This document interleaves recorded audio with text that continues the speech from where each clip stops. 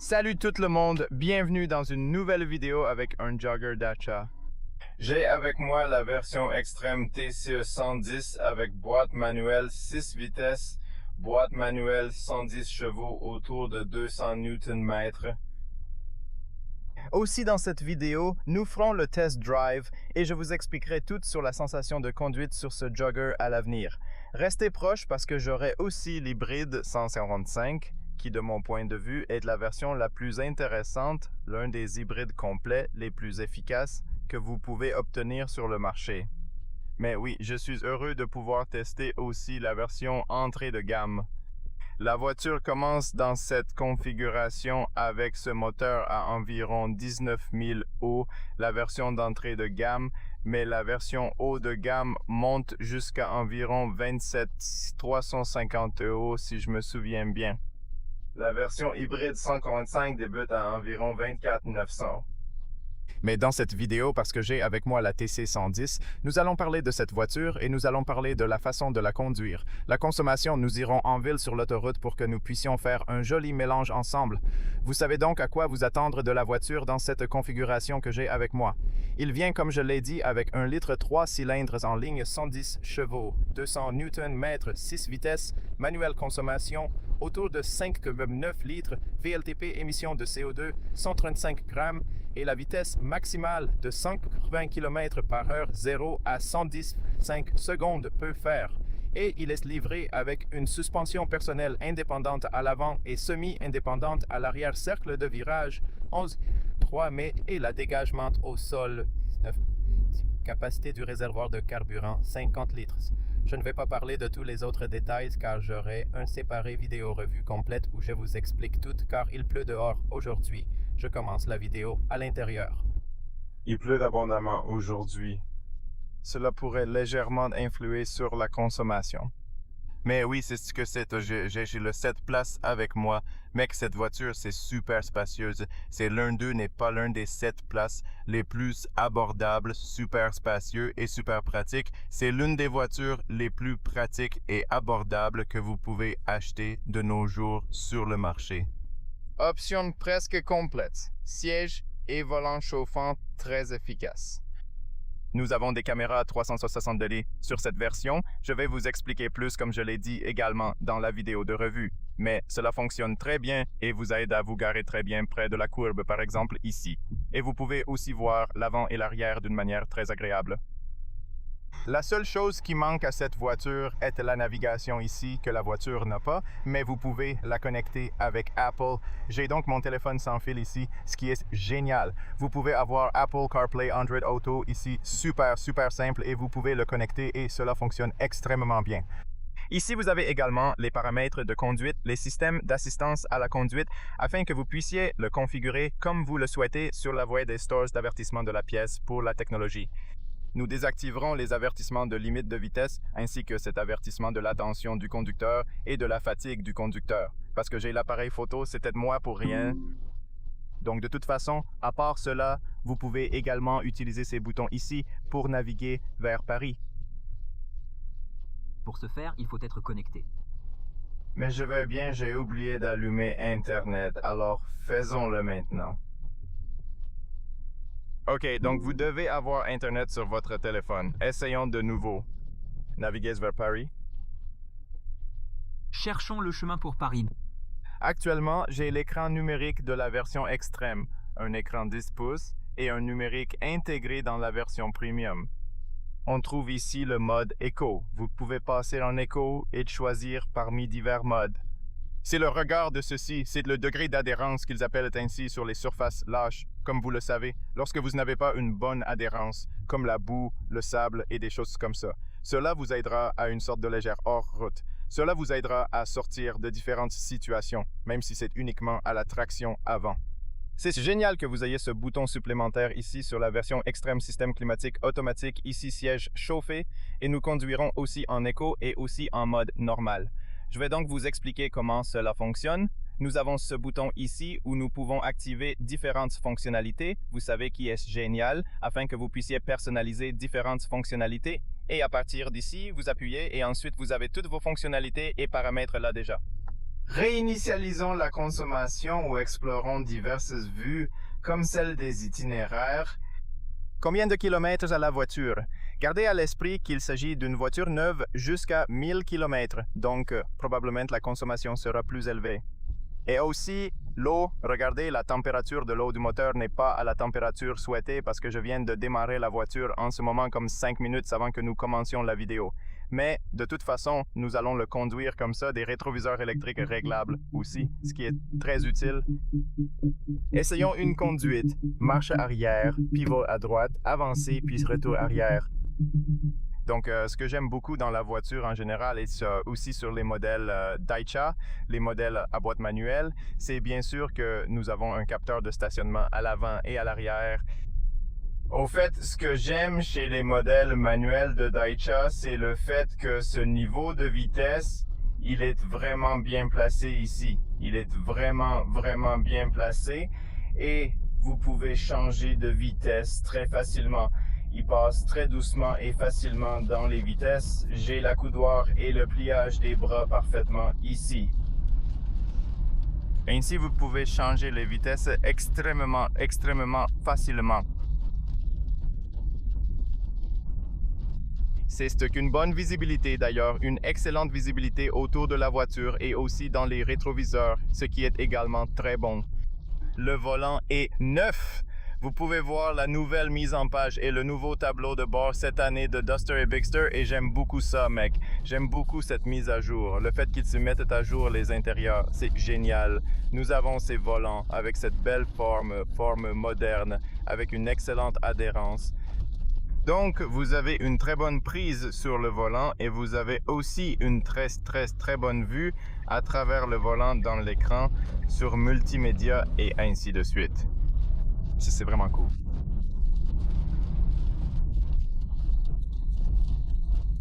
Maintenant, le moteur semble assez silencieux, étonnamment silencieux. Et j'aime bien que, même si c'est un cylindre libre pour être honnête, on ne ressent pas trop de vibrations ou trop de bruit du moteur.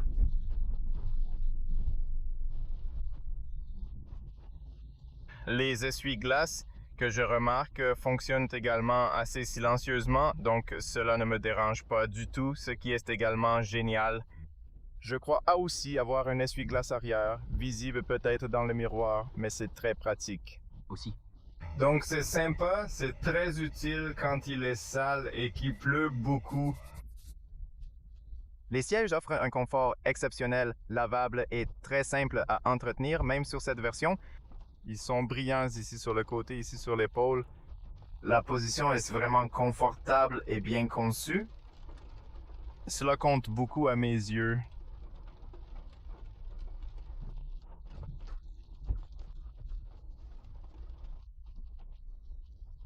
Je suis assez bien assis et c'est assez confortable.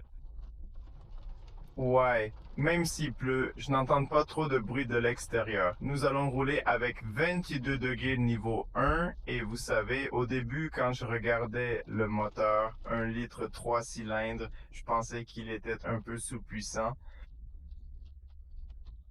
Mais après que je l'ai conduit et je l'ai conduit sur l'autoroute et je l'ai conduit à grande vitesse sur l'autoroute et 80-45, j'ai remarqué cet homme jusqu'à 140. Le moteur est plutôt bon, je veux dire qu'il tire bien plus de 140. Vous ressentez la limitation.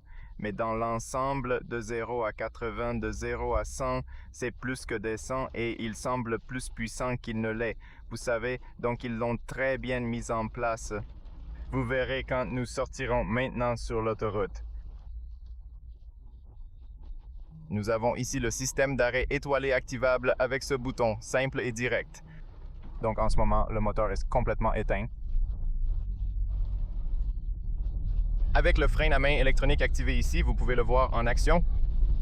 Et il se déconnecte automatiquement. Il n'est pas livré avec le maintien automatique. Mais oui, je ne pense pas que vous en ayez vraiment besoin, du moins sur cette version.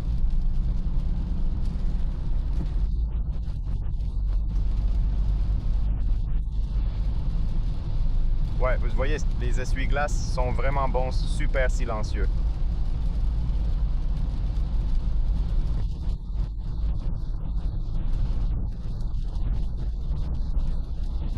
La voiture, elle me dit de changer de vitesse, elle me montre à l'écran quand changer de vitesse, quand est le moment idéal pour conduire économique, et elle vous montre aussi les tours entre 1500 et 2500 est le plus efficace.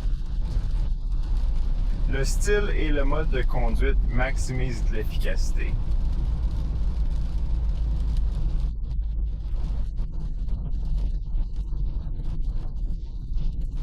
Et aussi, ce que je remarque sur la voiture, c'est que je me sens assez haut. J'ai l'impression de conduire un petit crossover ou quelque chose comme ça, parce que je n'ai pas l'impression d'être assis comme une berline. Vous savez, je me sens assis un peu plus haut, ce qui est agréable. C'est une plutôt belle position de conduite. Le cercle tournant va bien. Vous avez une belle vue autour de la voiture, alors je vais ici sur cette zone. Je veux également vous montrer que la voiture est livrée avec le régulateur de vitesse ici. Vous avez un limiteur de vitesse et vous avez également le régulateur de vitesse. Le régulateur de vitesse est ici en bas, le limiteur de vitesse est monté. Alors, vous appuyez simplement dessus et ensuite vous réglez la vitesse et la voiture gardera la vitesse souhaitée. Alors appuyez simplement sur celui-ci puis montez et maintenant la voiture maintiendra fondamentalement le oui 70 ou quelle que soit la vitesse que vous choisissez là-bas. Le truc est qu'il ne va pas se casser, mais il a une voie pour garder un siège. Donc si je sors de la voie, la voiture vous repoussera. Vous voyez, c'est ça qui bouge la piqûre. Eh bien, c'est essentiellement ça qui me pousse. Vous pouvez le voir là-bas. En gros, ça me pousse entre les voies. Cela m'a donc poussé à rester dans les voies. Maintenant, vous voyez, parce qu'il pleut très fort dehors maintenant, l'essuie-glace à l'arrière est la plus efficace. C'est super efficace parce que je peux voir ce qui se passe à l'arrière. Je l'allume maintenant sous cette forte pluie. Honnêtement, j'adore la vue dégagée tout autour dans cette voiture.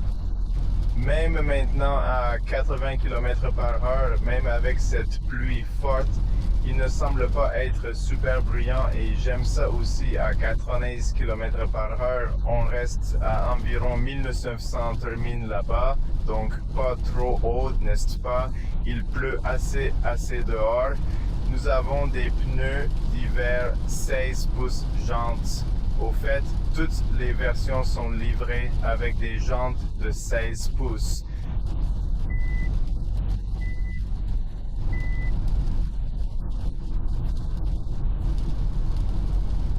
Juste le design est différent et à l'extrême, nous avons les jantes brillantes noires.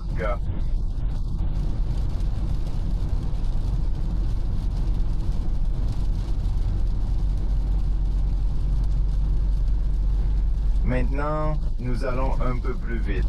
Donc si nous allons à 100 km/h, la voiture reste à 2000 tramines. Donc à 100 km/h, il reste exactement à 2000 tramines au cas où vous vous demandiez. Vous pouvez également personnaliser l'écran si vous voulez le voir différemment. Si vous voulez voir cette vue qui vous montre la voiture devant et la distance en deuxième entre moi et la voiture devant. Cela vous avertira en quelque sorte si vous restez trop près de la voiture devant. C'est une belle vue, donc vous pouvez l'utiliser. Bien sûr, il est livré avec la technologie des angles morts. Donc, vous avez les lumières ici. Il vous montre la voiture dans un angle mort.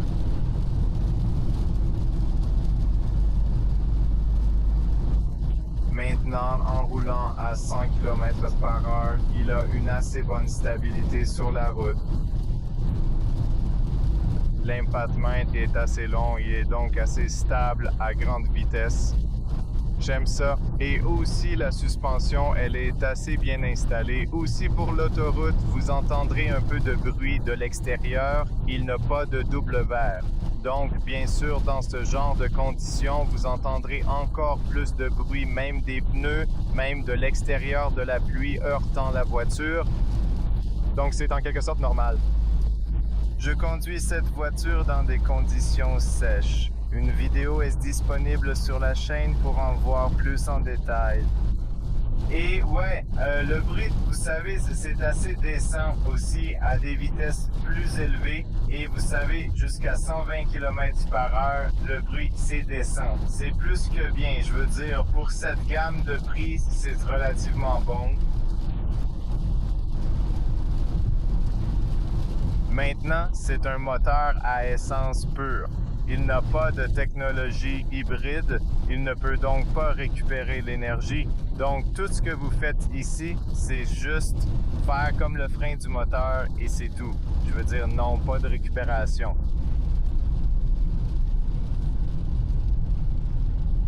Vous connaissez la suspension, elle est assez bien configurée. Je veux dire, pas trop rigide, pas trop confortable. C'est quelque part au milieu. Ainsi aussi dans les courbes, il a une sensation assez stable. Et aussi, quand vous passez de gauche à droite, il ne roule pas trop, ne se penche pas trop dans les coins. Peut-être probablement parce qu'il est aussi assez long et qu'il a ensuite une sensation assez stable sur les courbes. Mais cela est également dû à la réinitialisation vers le haut, la réinitialisation du haut de la suspension. Vous savez, ils n'ont pas trop changé de choses. Ils se réinitialisent, réaccordent de petits accords, vous savez, sur la même géométrie de la suspension. Pendant la conduite, la sensation de stabilité et d'équilibre est bien présente, adaptée au moteur et à la vitesse. Vous savez, juste la suspension n'est pas super confortable parce que vous savez, vous ne pouvez pas faire. Vous savez, ce type de suspension aussi, une suspension confortable, mais en même temps, pour avoir une bonne stabilité dans les virages et des trucs comme ça. Donc, celui-ci, il s'assise vraiment, vraiment bien. Regardez ça, vraiment bien sur la route.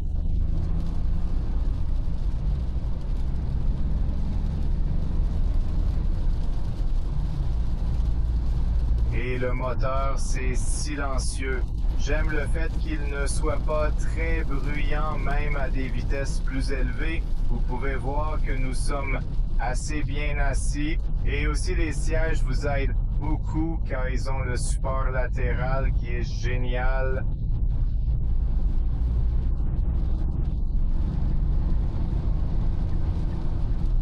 Et maintenant, en parlant d'accélération, on monte en intensité. Donc, c'est plutôt descend. C'est une accélération plus que descente pour 1 litre. Je t'ai dit de regarder ça. C'est comme si j'avais plus que suffisamment de puissance, mais je voulais quand même dépasser d'autres véhicules. Ce n'est pas un problème, monsieur. Et regardez, 120 et il tient ici sans problème. Je n'ai pas l'impression que le moteur ait du mal à cette vitesse, ce qui est très bien. Alors, très bien. Et à environ 1,20, nous observons ceci. Laissez-moi avancer rapidement pour découvrir les tours finaux en détail également. Voyons maintenant. Cependant, je ressens encore un bon niveau de puissance. À 120 km/h, on observe 2500 TRPM, puis à 125 km/h, on est à 2600 TRPM. C'est vraiment raisonnable, autour de 2700 TRPM à une vitesse d'environ 130 km/h. Donc, à une vitesse d'environ 130 km/h, nous enregistrons une performance stable de 2700 tours par minute et c'est particulièrement appréciable et remarquable. Ouais, je suis tellement surpris de voir à quel point ça s'en sort bien. Ouais, la voiture sur l'autoroute, je suis tellement surpris. Le bruit est décent. Je vous le dis, jusqu'à 1230, est-ce plus que décent? Même maintenant, quand il pleut et tout ce genre de choses, c'est plus que décent. Il y a beaucoup d'eau de ce camion. Cette quantité d'eau semble vraiment intense dans cette situation. Il pleut beaucoup. Je veux dire, la nuit dernière, il pleut beaucoup. Maintenant, nous avons beaucoup de pluie. On va en ville, on passe sur le mode éco, on appuie sur le mode éco. Alors maintenant, nous conduisons un éco afin que nous puissions voir comment la voiture se porte aussi en ville. Je suis vraiment curieux. Nous avons jusqu'à présent une consommation de 6,7 litres dans cet état. Je pense que c'est plutôt bon pour un pur. Vous voyez l'aide à la voie, essayez de me corriger et de me garder entre les voies, mais je veux aller du côté droit à gauche. Oui et oui. Si vous ne tournez pas le signal, les latences vous corrigeront. 6,5 litres, c'est impressionnant et remarqué comme une performance notable pour ce type de moteur dans ces conditions. Étonnamment bon.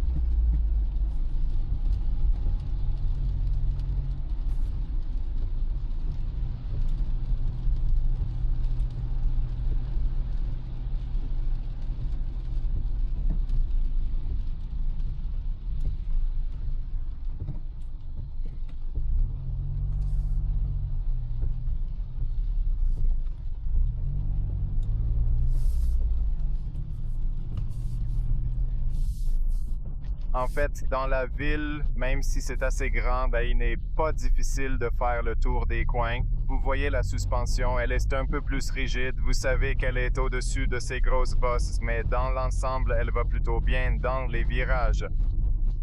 C'est juste que je pense que la suspension est un peu sur le côté plus rigide. Peut-être 55 sur le côté plus rigide et 45 confort là-bas. Et ce que je remarque aussi, c'est que ce qu'il y a ici, ce que je remarque, c'est que le volant, c'est aussi, vous savez, je pense que de la même façon, c'est tout exactement au milieu, ce n'est pas si doux, pas trop raide. C'est plutôt bon de la façon dont il est parce qu'il vous a aidé aussi sur l'autoroute et c'est aussi bon pour la conduite de la ville. Mais dans l'ensemble, une voiture très bien équilibrée. Vous pouvez certainement voir qu'ils auront beaucoup d'expérience dans la fabrication de ces voitures abordables et les installer de manière très bonne.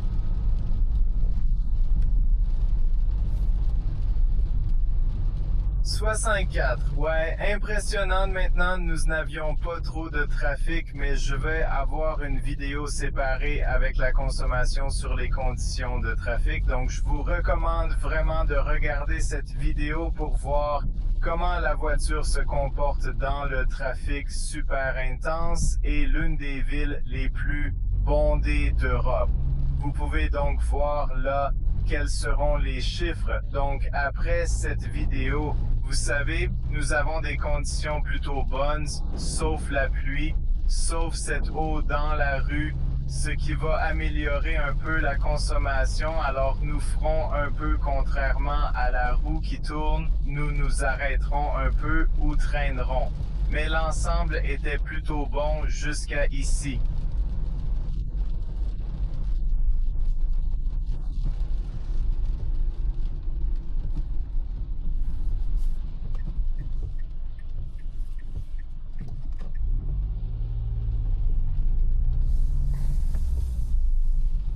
Peut-être que nous aurons un peu de trafic ici. J'aime beaucoup ce multimédia. Le fait que je puisse connecter mon téléphone ici et nous avons Apple CarPlay et Android Auto, c'est vraiment génial parce que nous pouvons certainement voir exactement chaque application que nous avons sur le téléphone aussi.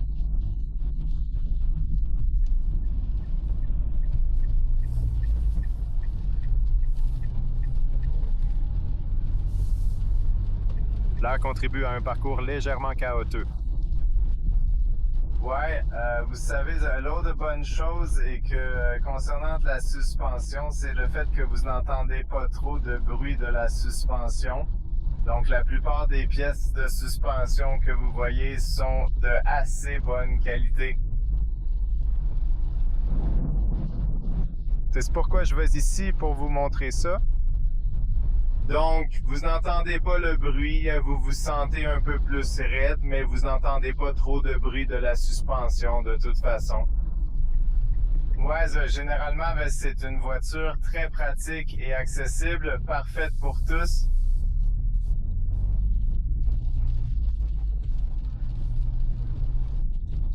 Je pencherais franchement pour l'hybride 155 qui est top, mais celui-ci reste très respectable et performant.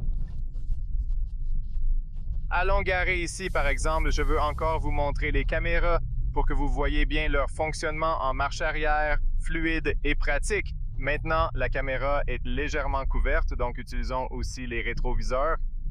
Je peux voir que vous allez à l'avant, à l'arrière, donc ces lignes actives fonctionnent aussi à l'avant et aussi à l'arrière. Et il est livré avec 6 capteurs de stationnement à l'arrière, 6 à l'avant, au moins sur le haut des versions de gamme. Donc vous pouvez voir que cela vous aide et aussi cela vient d'en haut. Super, super sympa. J'aime vraiment ça. C'est devant. Où est-ce son côté? Vous pouvez aller ici et voir la caméra latérale.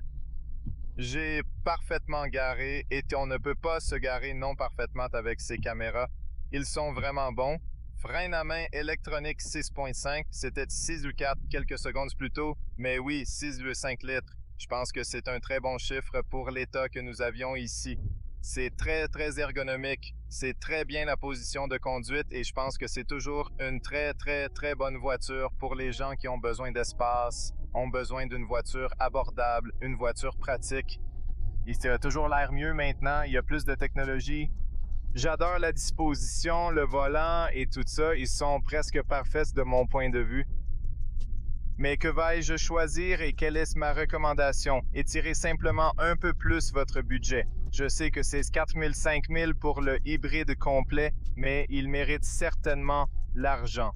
Complet hybride parce qu'il sera beaucoup plus facile de conduire la boîte automatique. Vous aurez un droit plus doux, beaucoup plus économique. Et oui, de toute façon, c'est ma recommandation. De toute façon, nous verrons aussi le gaz et l'essence Eco G120. Alors restez prêts car cette version viendra aussi sur la chaîne.